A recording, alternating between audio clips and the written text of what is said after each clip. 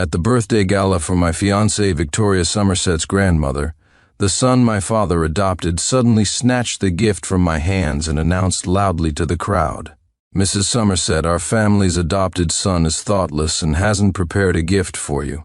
Please don't hold it against him.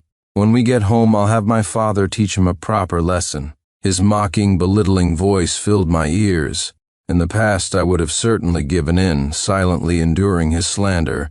But that was the past. I, the true master, have just been reborn. I snatched the gift back and smashed it violently on the floor.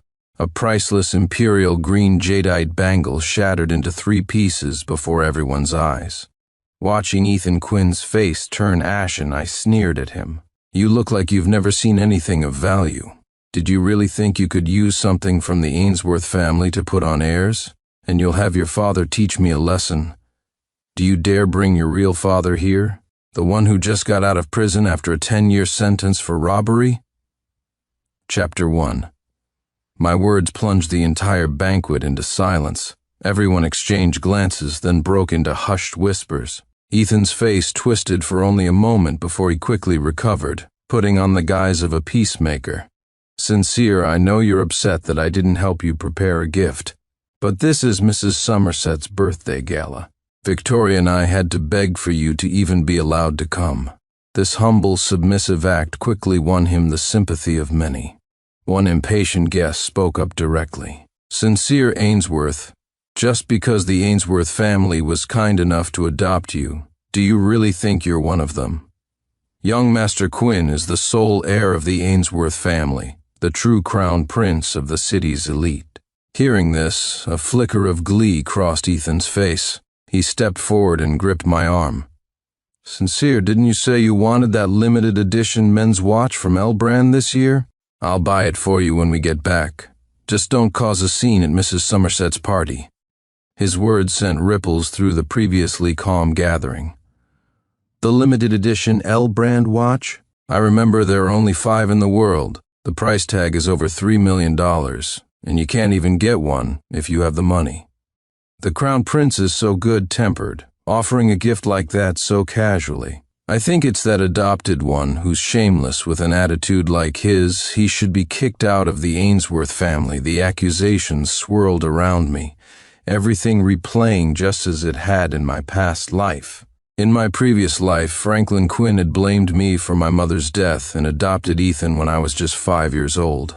He constantly brought Ethan to high society events, leading everyone to believe that he was the Ainsworth heir. Even the birthday gift, which I had clearly prepared, was stolen by Ethan and used to frame me, leaving me to face ridicule and humiliation. But now that I've been reborn, how could I let any of that happen again? I shoved his hand away with a scornful laugh. "That watch was mine to begin with. What makes you think you're in any position to give it to me? Ethan, have you been parading around under my name for so long that you've forgotten what you really are? Should I help you remember? I hear your real father, the one who just got out of prison, has been looking for you. Why don't I be merciful and arrange a little father-son reunion?" Realizing I was serious, a flash of fear crossed Ethan's face.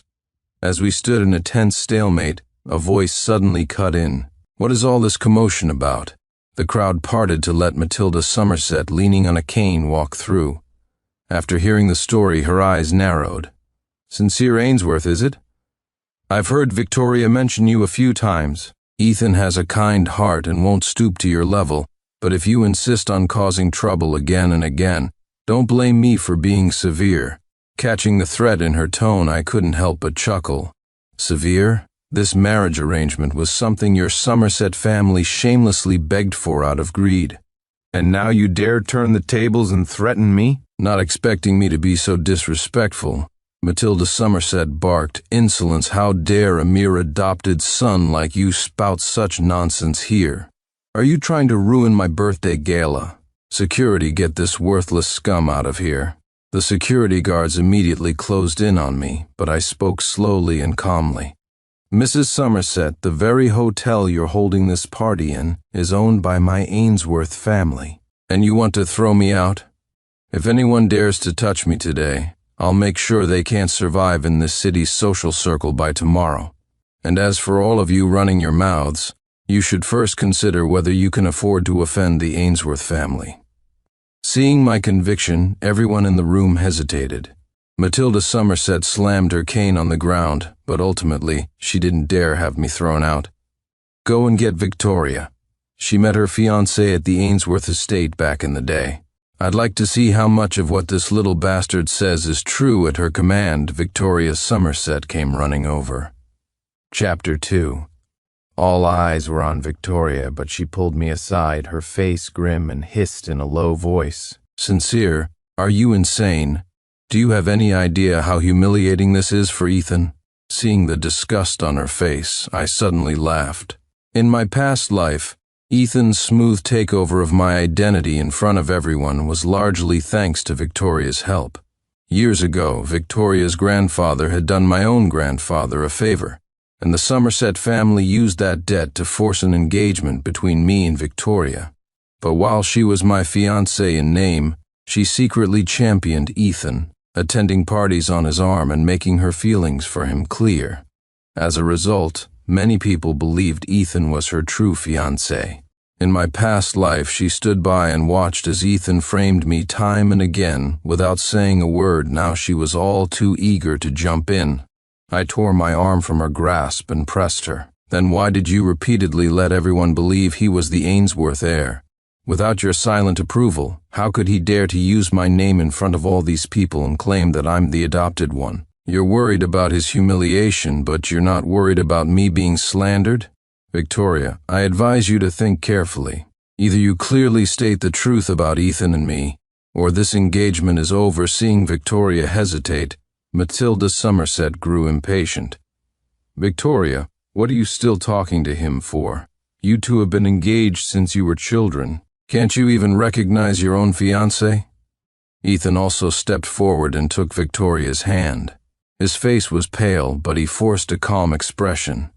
"It's all right, Victoria. Sincere was probably just shaken up by the news of his father getting out of prison. That's why he's acting out today. Let's just go along with him. It's no big deal if I get insulted a little." A look of pity flashed in Victoria's eyes, and she squeezed Ethan's hand without a moment's hesitation. "Ethan, what are you saying? You're my boyfriend. How could I ever side with someone else over you?" With that, Victoria gritted her teeth, turned to me and said, "Sincere, I know you don't want your birth father to find you. You're afraid he'll hold a grudge because you called the police and sent him to prison, and that he'll come for revenge. But if you just tell us, Ethan and I will naturally help you. However, you absolutely should not have caused a scene at my grandmother's birthday gala and tried to frame Ethan. Ethan is generous and won't hold it against you. I suggest you quit while you're ahead." At her words, the crowd's gazes turned even more hostile. An adopted son is an adopted son. After all these years, he still doesn't have an ounce of the Ainsworth family's class. He can't even compare to the Crown Prince's little finger, and he dares to impersonate him. "The father is an ex-con. How good can the son be?" Matilda Somerset slammed her cane on the ground again and snorted with contempt. "Now that Victoria has personally confirmed you're not an Ainsworth, what else do you have to say? Victoria visited the Ainsworth estate before you were even adopted, and all these years Victoria has only ever brought Ethan to our home. Do you really think that just because you were adopted and took the Ainsworth name, you're part of the family?" I almost laughed at Victoria's shamelessness and her grandmother's ignorance. "So someone named Ainsworth isn't part of the family, but someone named Quinn is?" I shot back without hesitation. "If any of you had a brain, you'd know that my father is just a live-in son-in-law to the Ainsworth family. A mere son-in-law. How could the sole Ainsworth heir possibly take his surname Quinn? You all keep saying my father mercifully allowed me to take the Ainsworth name, but you don't really believe that an outsider like him has any say in what the Ainsworth family's surname is, do you? There was an unwritten rule among the city's elite. A man who marries into a family, even if he gets a divorce, has no right to have his children take his surname. They must carry their mother's name for life. This fact had been deliberately obscured for years, but now that I brought it up, everyone remembered. Seeing the tide turn, Ethan quickly interjected. "Sincere, I know you're upset that Victoria and I exposed you, But back then, Mom insisted on marrying Dad against her family's wishes. What's in a name? Even if my surname isn't Ainsworth, I still have Ainsworth blood running through my veins. You can't just deny my identity because of that, can you? Chapter 3. At the mention of this, my fist clenched unconsciously. Deep love between husband and wife? What a joke in my past life. My mother died from hemorrhaging after giving birth to me. I had always believed that Franklin Quinn blamed me for her death, and that's why he hated me enough to adopt Ethan just to hurt me for all those years I had cautiously obeyed Franklin's every word. He forbade me from revealing my identity, so I silently endured everything. He never took me to banquets, and I never said a word. But what did I get in return? Ethan used the opportunity to impersonate me, lording it over me, and eventually having me killed to seize everything the Ainsworth family owned. And Franklin Quinn, he didn't despise me because of my mother's death. There was another reason. Unfortunately, I only learned all of this as I was dying. Now that heaven has given me a second chance, I will certainly not let them get away with it. In that case, let's just call Dad over. I watched Ethan's act with a cold expression, waving my phone. I told Dad everything that was happening a while ago. I'm sure he'll be here soon. An uneasy look flashed across Ethan's face. He knew better than anyone how much Franklin doted on him, and how much he loathed me. And he knew how much I used to respect Franklin, so much so that I would be cautious even when sending him a text message. Now I was daring to summon Franklin directly to the gala, forcing him to choose between us. Ethan was finally starting to panic. He wasn't sure what other cards I had up my sleeve. His smile became strained as he leaned in close to me. Sincere, this is just a small matter. Dad is so busy with work. Why would you call him over for something so trivial? If you're still upset, can't we just talk about it when we get home? I moved closer to Ethan, grabbing his arm and raising my voice. You keep insisting that I'm the imposter. Now that you have a chance to prove your theory, why are you suddenly reluctant? Or are you afraid that when Dad gets here, he'll expose you in front of everyone, and that in his anger he'll throw you out of the house for good? Furious, Ethan raised his hand to strike me, but I was faster. I punched him square in the face, knocking him to the ground. The next second, a furious shout came from the entrance. Sincere Ainsworth, what are you doing? Franklin Quinn stormed in, fuming, and rushed to help Ethan up. Ethan, are you okay? I watched with a cold face as Franklin anxiously helped Ethan to his feet, a smirk playing on my lips. Dad, you're finally here. It seems you'll only show up when your precious adopted son gets hurt. As for me, your real son, I suppose I'm nothing in your eyes. Hearing this, Mrs. Somerset hurried over. Mr. Quinn, just look at this adopted son of yours. He's completely out of line. This little bastard even smashed the gift Ethan prepared for me. And then he had the nerve to claim Ethan is the adopted one, and that Victoria is lying. Now he's even audacious enough to claim he's your biological son, right in front of you. At her words, Franklin's face paled slightly before he snapped, What nonsense is this? Ethan is my only son. What is he? We were just kind enough to take him in all these years, and he's become so arrogant and clueless about his place. This declaration was undoubtedly a confirmation of Ethan's status. The onlookers who had been hesitant immediately began listing my crimes to Franklin. Mr. Quinn, you're finally here. You have no idea how this Sincere Ainsworth humiliated the Crown Prince just now. Exactly, he even dared to hit the Crown Prince in front of everyone. In my opinion, someone so shameless should be kicked out of the Ainsworth family and left to fend for himself. Ethan stood up, wiped the blood from the corner of his mouth, and pretended to reason with me. Sincere, just apologize to everyone. Don't make Dad angry. I picked up a nearby wine glass, swirling it gently. Franklin Quinn, I'll ask you one last time. Are you certain that your biological son, the sole heir of the Ainsworth family, is Ethan and not me? As I continued to press the issue, the people around me scoffed at my persistence. Franklin puffed out his chest and declared, Of course, how could I possibly mistake my own son? The moment he finished speaking, I violently threw the wine glass at his forehead, then followed up with another punch to Ethan's face. No one expected my sudden move. They were all stunned into silence. "Sincere Ainsworth, are you insane? The Ainsworth family raised you for all these years, and you dare to strike your own father just then." An elderly voice rang out from the main entrance. "He can't even recognize his own son." If you ask me, he got off easy. Chapter 4. I turned back in pleasant surprise to see my grandmother, her posture erect, walking in with an imposing aura. The moment I saw her, I rushed over without a second thought and hugged her tightly. "Grandmother, you're finally here." Tears welled in my grandmother's eyes. She tilted her head up, gently stroking my face and patting my back. "Don't be afraid, Sincere. Your grandfather has other matters to attend to. Grandmother is here to back you up." At the sight of my grandmother, Franklin Quinn's face went completely pale. "Ma'am, what are you doing here?" Before Franklin could finish, my grandmother, Eleanor Ainsworth, lifted her chin, and a bodyguard beside her struck Franklin hard, knocking him to the ground. "If I didn't come, how would I have seen you colluding with outsiders to bully my precious grandson?" Hearing my grandmother's undisguised protection, a wave of guilt washed over me.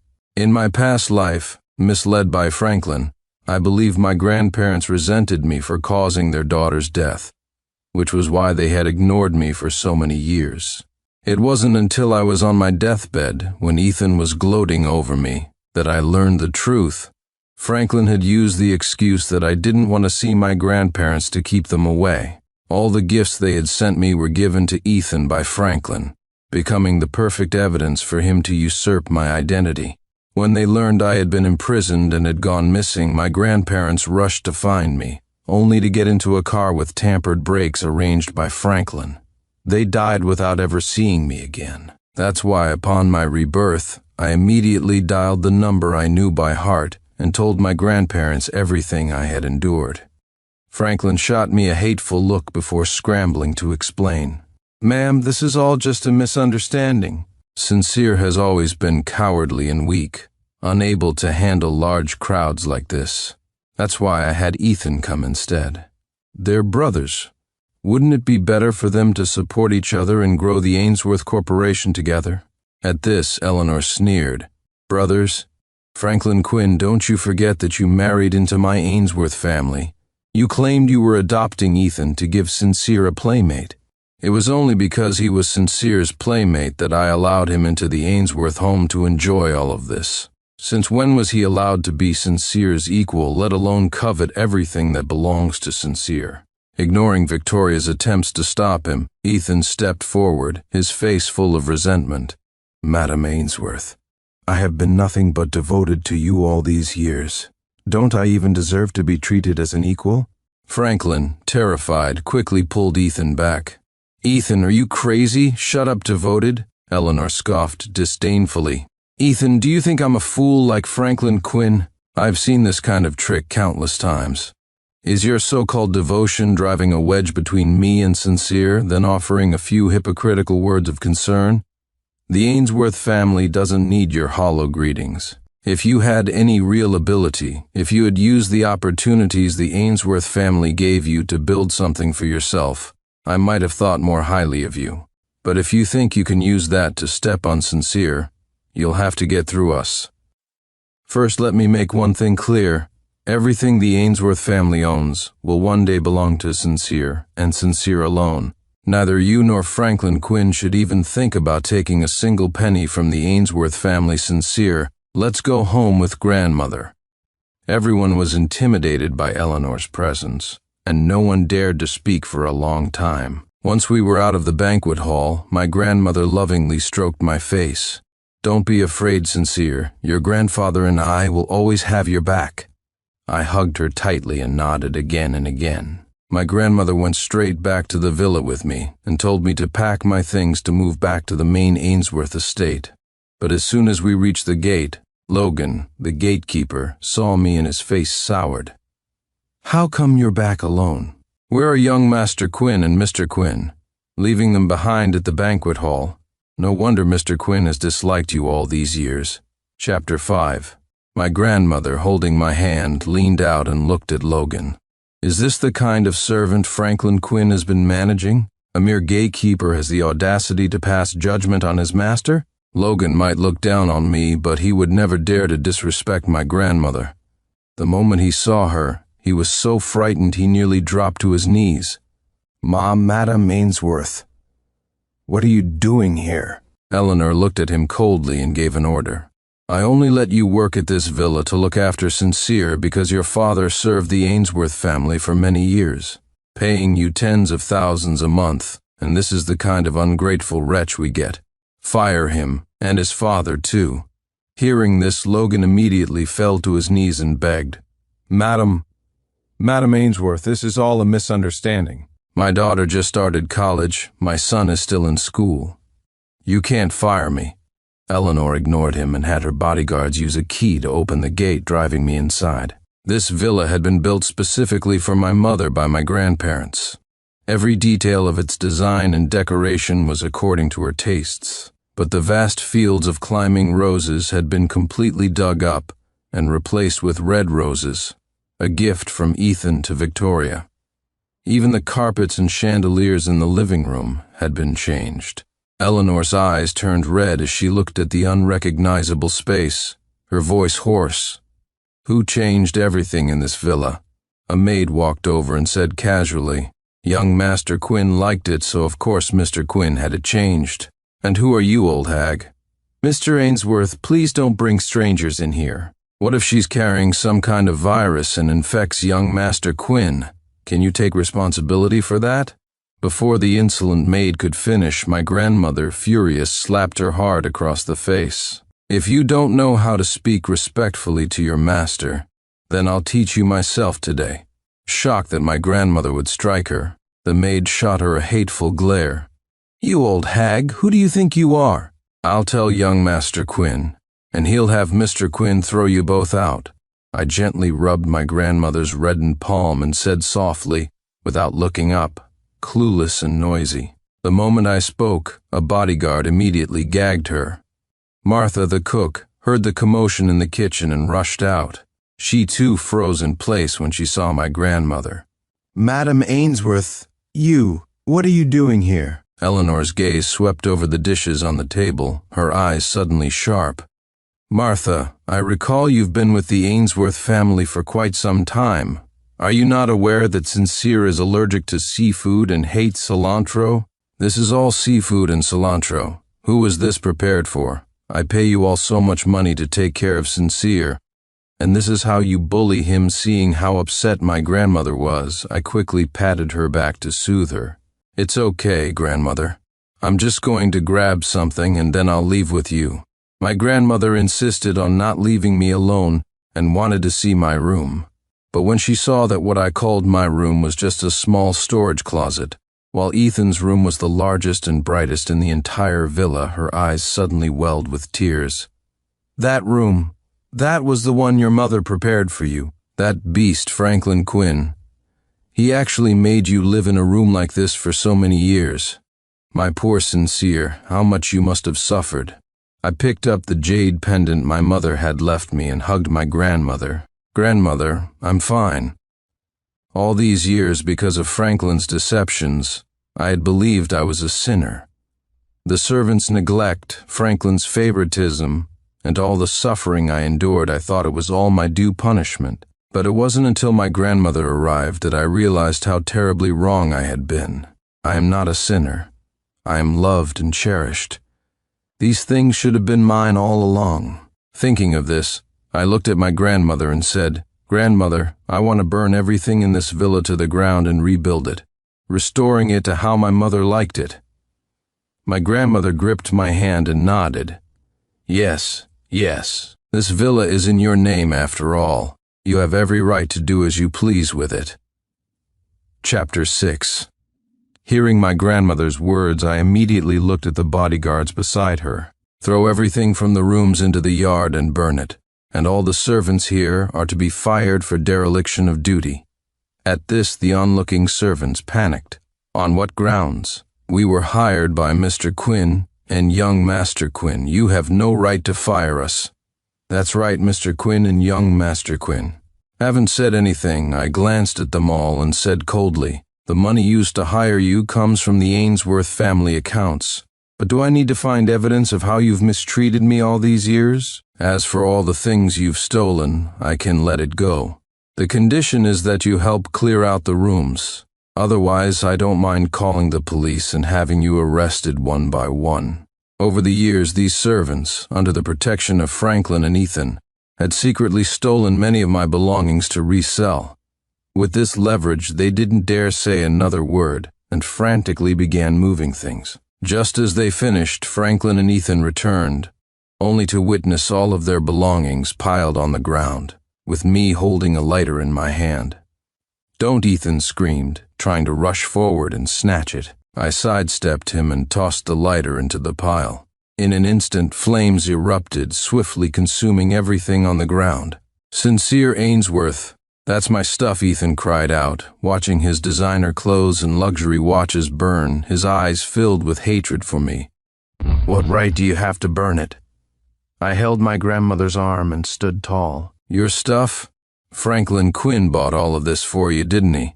How much of it was bought with a credit card my grandmother left for me?" "Why don't you ask him? It's my money that paid for it. Even if I burn it, what can you do?" Franklin pointed at me, too furious to speak for a moment. "Sincere Ainsworth, I see you've grown bold." My grandmother held my hand, looking at Franklin with cold eyes. "Franklin Quinn, I think it's you who's grown bold. I explicitly said that nothing in this villa was to be changed.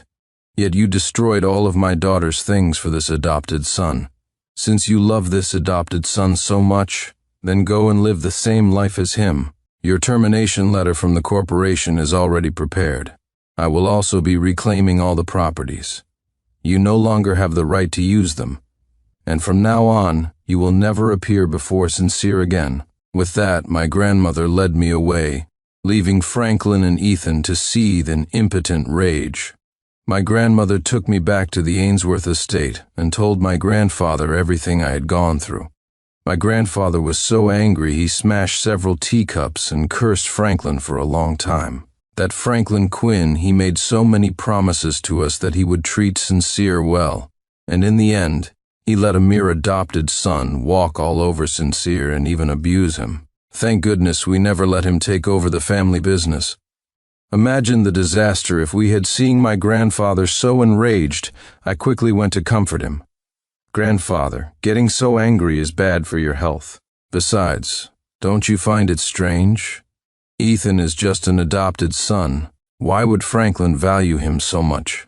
Understanding my implication, my grandmother frowned. "Sincere, are you suggesting that the relationship between Ethan and your father is unusual? That's impossible." My grandfather snorted. He dared to abuse Sincere. What wouldn't he dare to do? "Sincere, you don't worry about this? Leave it to your grandfather." With my grandfather's assurance, I knew I didn't have to worry about what would happen next. I had the best night's sleep I'd had in over a decade. When I woke up, I found hundreds of missed calls and messages on my phone. I glanced through them: Franklin, Ethan, Victoria, and all the others who had once bullied me. Without giving it much thought, I blocked them one by one.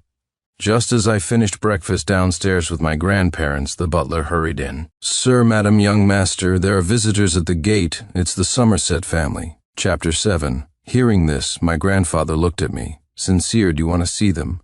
After a moment's thought, I nodded. "Since they're here, we might as well make things clear. Let them in." With my permission, the butler soon led them in.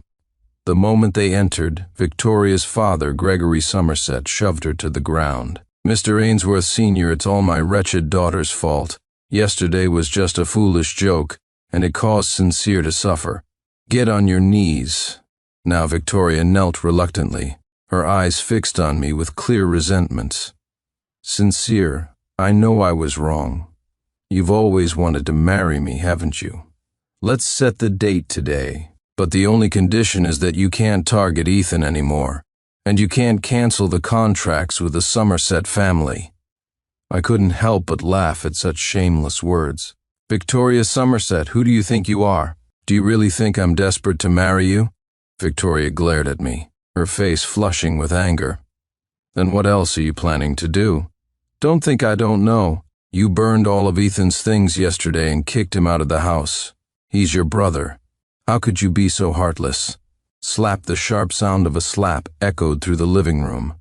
Gregory Somerset clutched his chest, pained. You rebellious brat, what are you saying? Ethan is just an adopted son. He's not even an Ainsworth. Those things belong to Sincere in the first place. Why can't he dispose of them? Enough. My grandfather looked at them grimly and spoke. I never approved of this engagement in the first place.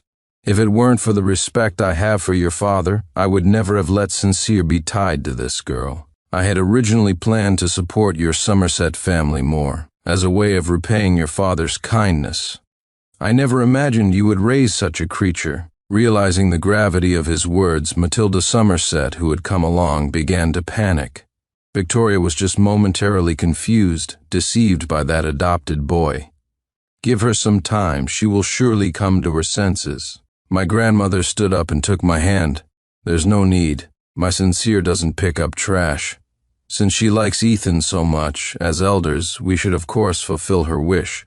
The engagement is hereby terminated. The Ainsworth Corporation will issue a public announcement. As for the cooperation between our two families, the existing contracts were about to expire anyway. Let's not mention the rest. Matilda Somerset panicked and looked at me. Sincere, say something. You've always liked Victoria. Who said I like her? I looked at the Somerset family with a smile. She's just someone I've met a few times and am somewhat familiar with. If it weren't for the engagement, I wouldn't deign to give her a second glance. Don't think so highly of yourself. If I truly liked someone, I would put in the effort to pursue them. Why would I want someone as blind as you? Hearing the finality in my words, Matilda Somerset collapsed to the floor. It's over. It's completely over. Victoria panicked too and tried to grab my hand. Impossible. Sincere, I know you're lying to me, right? How could you have no feelings for me? Please give me one more chance, okay? I shook her hand off and called out loudly, Butler, show them out. After the Somersets were gone, my grandparents called me into the study and proposed that I start learning the family business. The corporation's affairs will be in your hands sooner or later, it's all the same. Why don't you start learning with your grandfather tomorrow? Chapter 8. I understood this was my grandfather giving me an opportunity. I agreed without hesitation. The person most devastated by this news was Franklin Quinn. For years he had used my name to swindle a great deal of money from my grandparents and was used to a lavish lifestyle. Now, with no place to live, his cards cut off, and Ethan to support, he was struggling to make ends meet. He ignored the security guards and stormed into the company, shouting that I was unworthy. A kid who's still wet behind the ears, Dad, you must be crazy to let him take over the company now with him in charge. Ainsworth Corp will definitely fall, but his words were met with a swift elbow strike from a bodyguard, who pinned him to the floor. My grandfather stood beside me, looking down at Franklin coldly. The Ainsworth Corporation is the lifeblood of the Ainsworth family. Even if it were to fail in Sincere's hands, I would never let it become a tool for an outsider to bully him. Besides, Sincere's talent far exceeds yours. Since Vice President Quinn has been fired, it would be best for you not to come to the company. Amid the commotion, Franklin Quinn was thrown out of the company in a humiliating state. Victoria and Ethan tried to see me several times, but they never succeeded. I knew they wouldn't give up so easily. Sure enough, on my way back from a contract negotiation one day, a large truck suddenly swerved towards my car. I couldn't dodge in time and was knocked unconscious. The last thing I saw before my eyes closed was Victoria's vicious glare. When I woke up, I was tied up in an abandoned warehouse. Ethan no longer looked like the wealthy young master he once was. He had a bird's nest of hair and wore cheap clothes, his eyes burning with hatred as he looked at me. Sincere Ainsworth, you're finally awake. Just as the knife in Ethan's hand was about to fall, Victoria rushed out and stopped him. Are you crazy? Blocked, Ethan turned and yelled at Victoria. What are you stopping me for? What? You've fallen for him now and can't bear it. Let me tell you, if he hadn't insisted on breaking the engagement, you wouldn't have been scolded by your father and then discovered. to be nothing but a bastard child from your mother's affair, and we wouldn't have ended up in this situation." My heart skipped a beat. Victoria wasn't Gregory Somerset's biological daughter. She was an illegitimate child. No wonder the Somerset family had suddenly disowned Victoria, announcing that she had no further connection to them. Everyone had assumed it was because she had offended the Ainsworths, but the real reason was that she wasn't a Somerset at all. Victoria's face twisted for a moment before she took a deep breath. "If you kill him, how are we supposed to get the money? Don't forget, those two old geezers from the Ainsworth family have already started investigating your background. Even if you kill him, you won't get the Ainsworth fortune." Franklin Quinn walked over at that moment, looking at Ethan with reproach.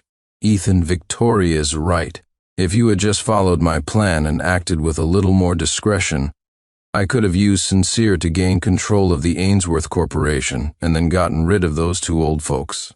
But you just had to show off at the birthday gala and bring that old Ainsworth hag into it. How else would we have ended up like this?" Ethan wanted to argue, but Victoria cut him off impatiently. "That's enough. Sincere, for old time's sake. If you cooperate with us and get your grandfather to give us $300 million, we'll let you go." Chapter 9.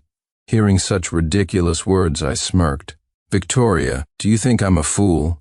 You always disliked me because you already knew you weren't a true Somerset. You knew you would have nothing once your identity was exposed, so you had to rely on me. But you couldn't stand the idea of being dependent on a man. You started cozying up to Ethan because you knew about his relationship with Franklin, didn't you?" At my words, all three of their faces changed. "I don't know what you're talking about." I smiled and looked at the three of them. "Franklin Quinn, you have no ability, but you wanted to climb the social ladder. You agreed to marry into the family but couldn't accept it, so when you learned your ex-girlfriend had a son for you, you couldn't wait to bring him into the family. You spent all these years trying to make outsiders believe Ethan was my mother's son, all to usurp my place, right? You know all these things, and as it happens, so do I. So why would you think I would fall for this little act?" Seeing that I had exposed them, Victoria pressed a dagger to my neck, her voice vicious. "Then don't blame me for being ruthless. I'll chop off one of your fingers. I doubt those two old fossils would be unwilling to pay up then." I tilted my head back and looked at her without a trace of fear. "Want to bet? Why do you think I dared to come here alone knowing all of this?" The moment I finished speaking, the ropes on my wrists were cut by a small blade. I kicked Victoria hard in the stomach, sending the dagger flying. At the same time, the warehouse doors were smashed open. Franklin raised a knife to take me hostage again, but a police officer shot him directly in the hand. I kicked Ethan to the ground for good measure and watched the three of them writhe in agony. My grandfather rushed in, anxiously checking me for injuries. I gave him a reassuring smile, then bent down and kicked Franklin again. "Oh, by the way, there's something else you might not know. The accident you had with my mother, it left you infertile. So Ethan is not your son. You've been deceived."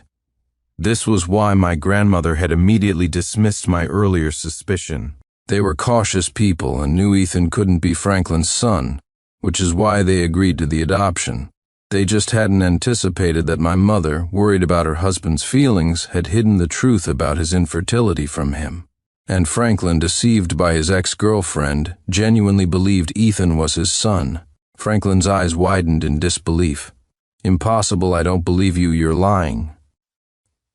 I didn't bother to respond. I could see from his eyes that he already believed me. Over the years, he had tried to have another son with other women, but he never could. His pride kept him from going to a doctor, so he pinned all his hopes on Ethan. Unfortunately for him, all his efforts were for nothing. The case quickly became a major news story. The sentences for the three of them came down swiftly. Given the multiple charges, including kidnapping and extortion, by the time they got out of prison, their lives would be effectively over. I had the paternity test results sent to Franklin. Not long after, I heard that in a fit of rage, he managed to bribe a prison inmate to beat Ethan to death, before taking his own life by ramming his head into a wall. As for Victoria, she was diagnosed with cancer shortly after entering prison. She finally began to repent and asked her mother to deliver a letter to me. But as I looked at the letter my secretary handed me, I simply took out a lighter and burned it. "Young Mr. Ainsworth, aren't you going to open it?" I watched coldly as the letter turned to ash, then turned to look out the window. There's no need. Blue skies, white clouds, a bird flying past. I had a whole new life of my own.